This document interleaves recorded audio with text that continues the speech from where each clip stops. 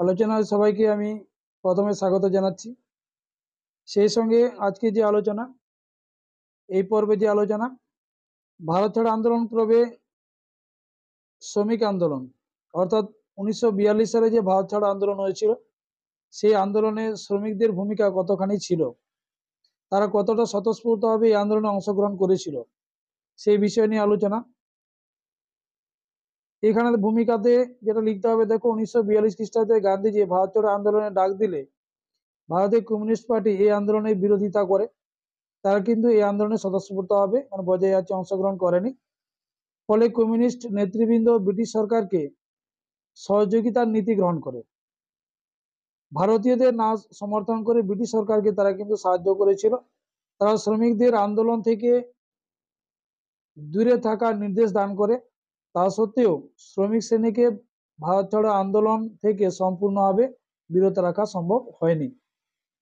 এখানে কমিউনিস্টদের যে নির্দেশ, সেই নির্দেশিকা কিন্তু সম্পূর্ণভাবে পালন করেনি শ্রমিক শ্রেণী। শ্রমিক শ্রেণী নির্দেশ অমান্য করে ভারত ছাড়ো আন্দোলনে যোগদান করে। এই ছিল ভূমিকা।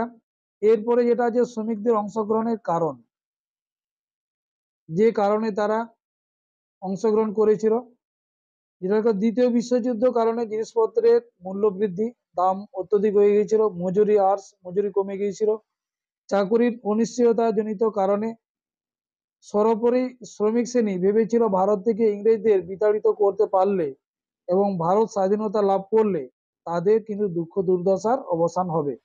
এখানে কিন্তু তাদের একটা ব্যাপক আশা যে ইংরেজরা কিন্তু ভারত ছেড়ে চলে গেলে বা তাদের ভারত থেকে যদি তাড়ানো কোনোভাবে সম্ভব হয়, তাহলে কিন্তু শ্রমিকদের সেদিন কিন্তু অবশ্যই উন্নতি হবে।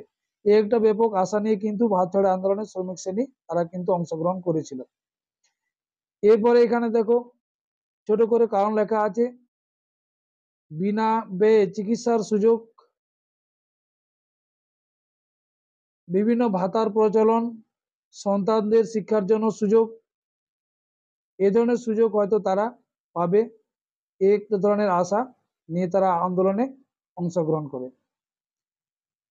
কোথায় কোথায় ছড়িয়ে পড়েছিল এখানে যুদ্ধ, এই ভারত ছাড়ো আন্দোলন 1942 খ্রিস্টাব্দে 9 আগস্ট কংগ্রেসের শীর্ষস্থানীয় নেতাদের গ্রেপ্তারের সংবাদে দিল্লি, মুম্বাই, লখনৌ, কলকাতা, আহমেদাবাদ, নাগপুর, কানপুর, মাদ্রাজ ও বেঙ্গালোর ও জামশেদপুরের প্রভৃতি স্থানে শ্রমিকরা সপ্তাহব্যাপী ধর্মঘট ও হরতাল পালন করে। এই সমস্ত জায়গায় কিন্তু তাহলে তাহলে তোমার লিখতে হবে, এই সমস্ত জায়গাতে তারা হরতাল বা ধর্মঘট, মিছিল এ ধরনের তারা কিন্তু শুরু করেছিল। এর পরের পার্টে আছে দেখো শ্রমিক আন্দোলন কোথায় কোথায় হয়েছিল, কিভাবে তারা করেছিল সেই বিষয়টা লেখা আছে। দিল্লিতে যেটা লেখা আছে, একে দিল্লির ধর্মঘট। দিল্লির ধর্মঘটই মিল শ্রমিকদের সঙ্গে সরকারি প্রশাসনের সংঘর্ষ বাঁধলে শেষ পর্যন্ত মিল শ্রমিকরা আন্দোলন থেকে দূরে সরে যায়। শেষ পর্যন্ত কিন্তু সরকারের দমন পীড়নের কারণে তারা কিন্তু আন্দোলন থেকে দূরে সরে সরে গিয়েছিল। এরপর আছে জামশেদপুরে শ্রমিক ধর্মঘট। জামশেদপুরে লৌহ ইস্পাত কারখানা 2 মাস ধরে ধর্মঘট পালনের পাশাপাশি সেখানে জাতীয় সরকার প্রতিষ্ঠার দাবি করা হয়। এই বিষয়টা এখানে লেখা যাবে। পরে যেটা আছে কলকাতা শ্রমিক ধর্মঘট। ভারত ছাড়ো আন্দোলনের 2 সপ্তাহের মধ্যে কলকাতার শিল্পাঞ্চলে ধর্মঘট সংগঠিত হলেও কলকাতা সংলগ্ন শিল্পাঞ্চল শান্ত ছিল। এখানেও কিন্তু সেভাবে বিভিন্ন শিল্পাঞ্চলে কিন্তু ধর্মঘট বা সে ধরনের হরতাল কিন্তু পালন করা হয়নি। বেঙ্গালোরে আছে দেখো 6-4 যেটা বেঙ্গালোর শ্রমিক ধর্মঘট। বেঙ্গালোরের জাতীয়তাবাদী নেতা কেটি ভাস্বমের নেতৃত্বে 30,000 শ্রমিক কিছুদিনের জন্য ধর্মঘট করে। কিছুদিনের জন্য শ্রমিক, এই যে যেটা নেতা লেখা আছে কেটি ভাস্বম, এর নেতৃত্বে বেঙ্গালোরের শ্রমিকরা কিন্তু তারা আন্দোলনে অংশগ্রহণ করেছিল। বিভিন্ন জায়গায় তারা কারখানাতে শ্রমিক ধর্মঘট এই ধরনের কিন্তু তারা শুরু করেছিল। এর পরের যে পার্টটাই আছে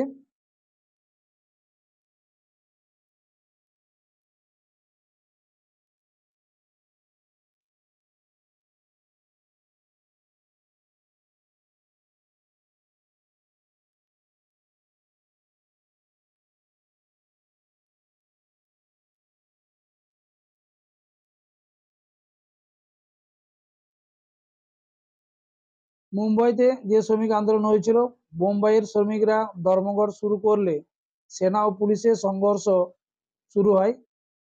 এতে খণ্ডযুদ্ধে প্রায় 250 জন শ্রমিকের মৃত্যু হয়।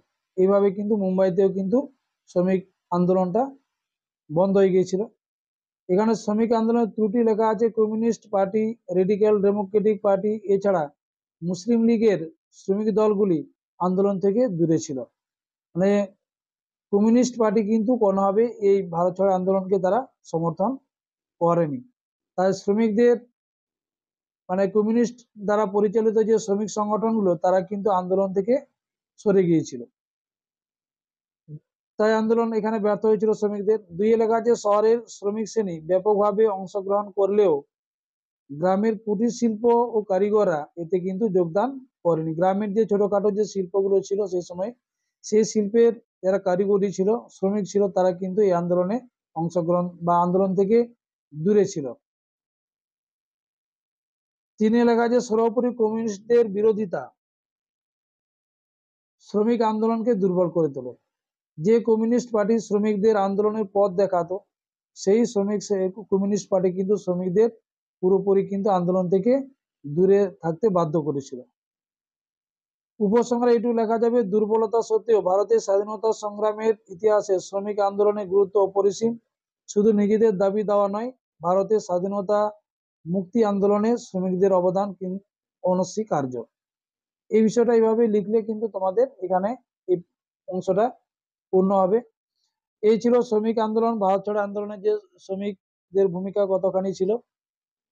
এখানে কিন্তু বোঝা যাচ্ছে যে শ্রমিকরা কিন্তু সেভাবে ভারত ছাড়ো আন্দোলনে অংশগ্রহণ করেনি। অংশগ্রহণ করলেও কিন্তু কমিউনিস্ট যে পার্টি যাদের দ্বারা তারা পরিচালিত হন, সেই কমিউনিস্ট পার্টির বিরোধিতা বা নির্দেশিকার কারণে শ্রমিক শ্রেণী কিন্তু স্বতঃস্ফূর্তভাবে সমস্ত জায়গাতে তারা কিন্তু অংশগ্রহণ করতে পারেনি। যাই হোক, তবু এই শ্রমিক শ্রেণীর একটা এখানে দেখলাম যে উপসংহারে তাদের কিন্তু একটা গুরুত্বপূর্ণ একটা ভূমিকা ছিল। সেই দিক থেকে শ্রমিকদের অবদান অনস্বীকার্য। এই বিষয়টা এই ছিল আজকের যে আলোচনা। এর পরবর্তী আলোচনা পাওয়ার জন্য যারা সাবস্ক্রাইব করনি করবে, লাইক দেবে, কমেন্ট করবে। ভুল খারাপ হোক ভালো হোক বা যেভাবেই লাগুক তোমাদের কমেন্ট অবশ্যই চাই। আর পরবর্তী ভিডিও আসার জন্য অপেক্ষা করো এবং ততক্ষণ সবাই ভালো থেকো। সবাইকে আবার গুড নাইট জানালাম। এই পর্যন্তই, ঠিক আছে।